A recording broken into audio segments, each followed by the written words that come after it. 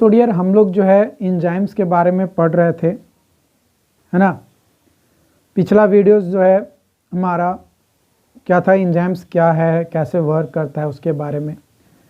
फिर उससे पहले हम लोग बायोमोलिक्यूल्स के बारे में देखे थे, उस पर भी ऑब्जेक्टिव क्वेश्चन देखे थे। तो एंजाइम्स पे ऑब्जेक्टिव क्वेश्चन देखेंगे और इसमें से कुछ क्वेश्चंस वैसे भी हो सकते हैं जो आपके एग्ज़ाम में आए हों, या कुछ क्वेश्चन ऐसे भी हो सकते हैं जो आने वाली हो जब आप एग्ज़ाम दोगे अपने सेमेस्टर का, है ना। जब भी आप इस कोर्स में ज्वाइन किए हो, ऑब्वियसली आप इसी उद्देश्य से ज्वाइन किए हो कि ताकि आप एग्ज़ाम में अपना बेहतर कर सको, राइट। तो यहाँ पे क्वेश्चंस है, lysosomes are discovered by. Lysosomes जो है किसके द्वारा डिस्कवर किया गया है? हैकेल,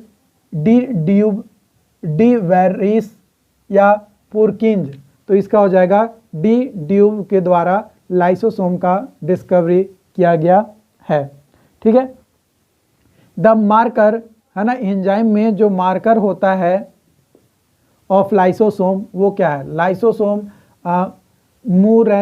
मुरेमिडेज, एसिड प्रोपर्टीज या एसिड फॉस्फेट। आपको जो है बताना है कि लाइसोसोम यानी द मेकर एंजाइम लाइसोसोम। तो इसका सही उत्तर हो जाएगा acid phosphate. Which of following statement is incorrect, यानी गलत स्टेटमेंट कौन सा है? With reference to lysosome. Lysosomes के बारे में वो बता रहा है लेकिन वो गलत स्टेटमेंट है। पहला स्टेटमेंट है they filled acid hydrolase and their enzymes. यह स्टेटमेंट सही है।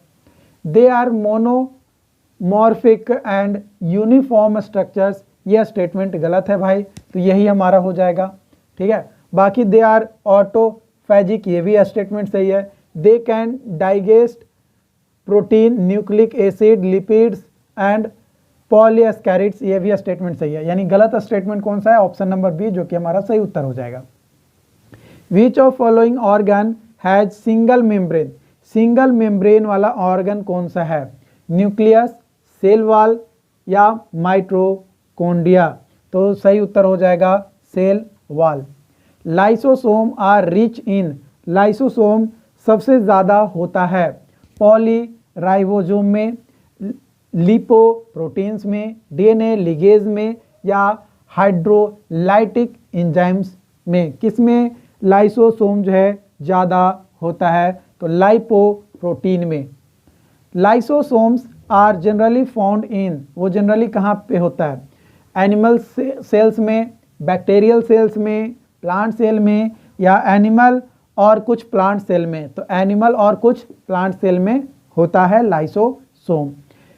विच of function is performed by lysosome. Lysosome के द्वारा कौन सा फंक्शन परफॉर्म किया जाता है? Break down of cell substance, photosynthesis, break down of water. Lysosome के द्वारा किया जाता है तो break down of cell substance. Option number A जो है सही उत्तर हो जाएगा। At which pH enzymes of lysosome are usually active. यानी pH का वह वैल्यू कौन सा होगा जहाँ पे लाइसोसोम जो है क्या होगा? एक्टिव होगा। तो pH 5। pH वैल्यू कितना? 5। The organelles whose